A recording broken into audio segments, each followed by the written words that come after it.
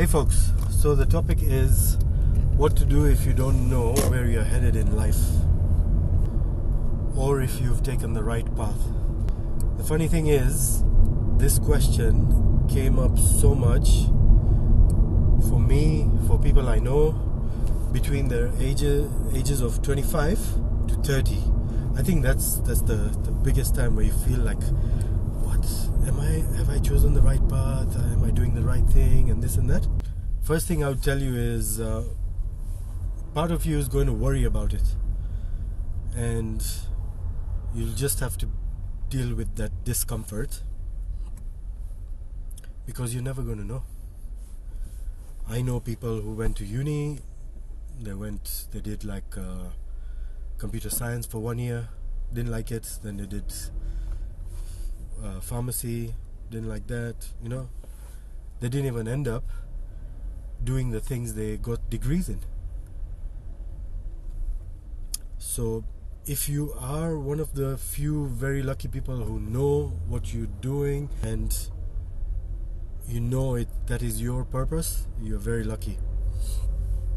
I'll try and share this article. Trying to remember if it was Earl Nightingale who talked about the river and the tree or something like that. Okay, so the meat of it is, first thing you need to understand is, no matter what you're doing, if you're unhappy in what you're doing, that's not a big issue, because you're going to be unhappy doing a lot of things until you find that passion, you add that spice into it. Relationships go bad the same way, or relationships need that spice every now and then. So in that case, maybe you just need a promotion. Maybe you just need to find something to give you that motivation, that I'm going to work. You have to find a daily motivation, you have to find a weekly reward, things like that. Just find things if you're unhappy, yeah? But if you're miserable, now this is where the big difference. If you dreading to wake up, you don't even have the energy to wake up. You're like, oh my gosh, you don't like the people you're working with, your job's just making you miserable. Then you need to find something, and you need to get out of it soon.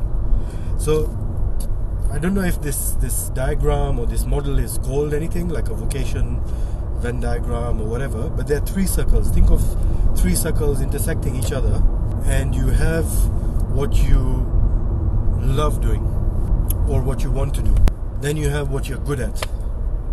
That's another circle. And then you have what the world needs. Now there are other models where it's like where can you get money and this and that. I would say don't worry about the money. I know a lot of people are chasing the money, but there's wealth is a much more important thing than just money. And you need to understand that wealth includes health, family, friends, social. There are, like Tony Robbins has the 6 needs. There's a Maslow's hierarchy of needs. You have to find out which needs you need to be met. I have my spiritual needs. I have my service needs. Let's take the things you're good at circle. If you're good at it, if you have a talent in it, make sure you keep exercising it, even if you're doing it for free, even if you're giving it away, because that's where you'll find your reward. You're making that muscle stronger, and because you're giving it away for free, somewhere or another you'll get recognition for it. I've been trying to get my wife into cooking because she's so good at it that finally now she's getting money for cooking. Then we look at the circle for things you love doing, things you like doing, things you have interest in. If you're not too good in this, there's so many YouTubes out there to help you learn about it. You can find a mentor, you can find different groups, and these days you don't even need to do uni. You can get Cert 3, Cert 4, diploma. Start small and then grow from there. All of these, whatever you want to do, just start small, take one step, just get better one step. My suggestion would be to volunteer in the things you're interested in, because that way not only do you get to network with the people that you would be working with in the future, you would also get to an idea of if it is for you. Because I really had an interest in hairdressing. I used to cut my own hair, my friends' hairs, everyone. But at some point I realized I don't like talking to people that much, and I don't want to be standing all day with my hands just, getting the RSI from making the save movements. So I realized I just like using my own hair as my canvas. Canvas is empty now. Now this suggestion for the circle for what the world needs. No matter what you do, remember this much. Wherever you go in the world, whatever people are doing, they are doing it for someone else's comfort. A carpenter is making his money because he's making something for someone else's comfort. Someone cleaning the sewage is not doing it because he loves it. Unless you're really that kinky. You're here to serve people. And the more you serve, the more good fortune will come to you automatically. Which is why I say don't chase the money. Don't chase wealth. I know people who are chasing wealth, no matter how much they get, it's not enough. It's not enough. And a lot of these people who are showing that they have wealth when they really don't, they have loans and they're like, I have abundance. Yeah, you have an abundance of loans and people you need to owe. Forget that. I like my peace, which is the wealth I'm talking about. Why I feel this thing bothers people in their 25 to 30 ages is because you have this thing where you need to achieve stuff. My friends are getting awards, this one's getting married and having babies and flying everywhere and this and that. It's all good. It's all good because everyone has their own time. I'll share another link in the post about the bamboo and the fern, and it's such a nice parable to understand why you should never compare yourself and do you. Always do you.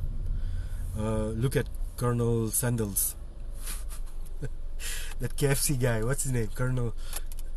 I'm getting my tongue twisted here. Colonel Sanders of KFC. I think he got his big break when he was like 60, and that's when his KFC thing went up. There was a comic called Rodney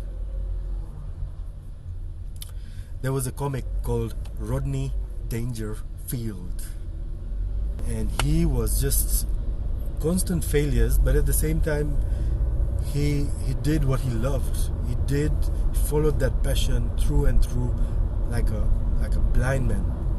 And that's I'll give you my example. Things I love doing, which I'm not getting any money for, is waste reduction. I take care of every place I've worked in the offices. I've set up their recycling. I take compost home. I try and find a composting at home. If not, I buy another bin, compost some more stuff. Newspapers you want to throw away, I feed my worms. One of the neighbors in my area gets a lot of free stuff from the local Baptist church, and she doesn't like a lot of the things, so she gives me this whole boxes of things every week.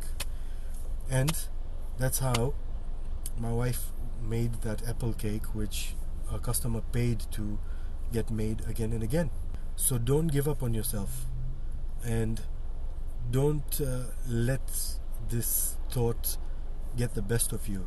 I mean, let it cook you, let it make you want to look for something better for yourself. That's always good. Don't stress it out, because I remember how much I stressed it out. I remember how much a few of my other friends stressed it out. So there's a saying by Theodore Roosevelt. I like his quotes. One of his saying goes something like, the best thing you can do is the best thing, the good thing. The next best thing is to do the bad thing. The worst thing you can do is do nothing. And that makes a lot of sense, because if you do nothing, even doing the bad thing, you're learning something. You're like, okay, now I know what I don't want. If you don't know any of these 3 circles, just pick 3 to 5 things that you like. There was a time I picked language. When I moved to Australia, I was like, okay, Australia really needs their soil improved because it's just sand and scrap, just dryness everywhere. So I was like, okay, where can I go and learn this? Gardening groups.